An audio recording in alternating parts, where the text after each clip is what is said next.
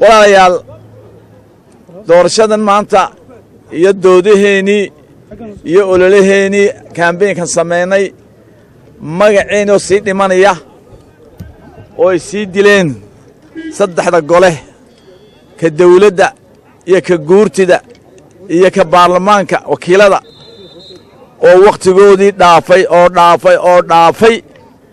oo adduunku inaga jeedsaday waxay noo soo celiyey subxaana wa tacaala ilaahay oo doorashadaasaynu u gallay ololaha innagoo abaar ka soo baxnay ayaynu doorasho qurux badan oo jaraadka qaarkood ay ku tilmaameen adduunka doorashadii ugu quruxa badneed dalka adduunka in ilaahay subxaana wa tacaala na siiyey ilaahay waxaan ka baryay subxaana wa tacaala doorashada ka bacdi kow iyo horta ilaahay subxana wa tacala nabad inagu dhaliyo oo ilaahay kuwa caqliga ku soo celiyo kuwa qabiilka iyo hebel jeclaysiga ilaahay inuu niyaddooda uu soo hagaajiyo laba inuu ilaahay subxana wa tacaala kitaabka aan soo saarnay eenu doorannay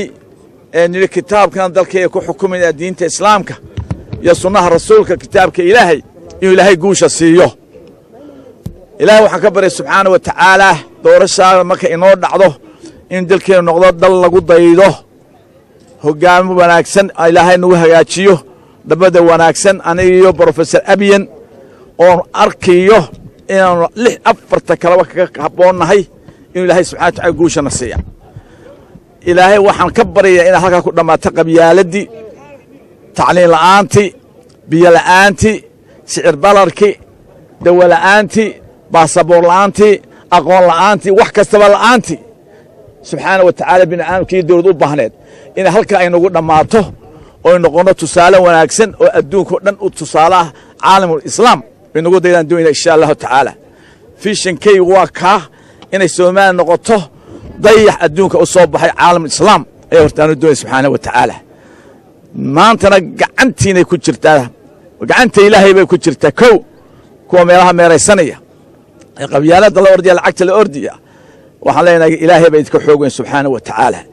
xasbana allahu nicma wakiil حسبنا الله ونعم الوكيل حسبنا الله ونعم الوكيل والسلام عليكم ورحمة الله وبركاته waxay u socotaa waa bilowgii qaylo badan baa jirta waxaa jirta in laga soo qabanayo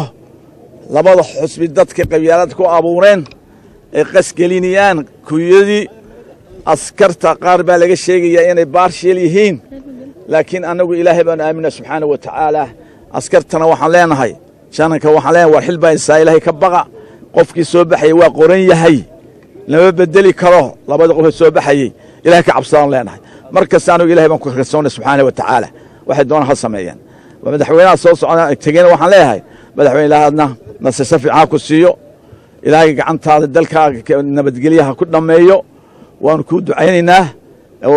waa waajibkaa waad qaadatay inkastood kursiga ku raagtay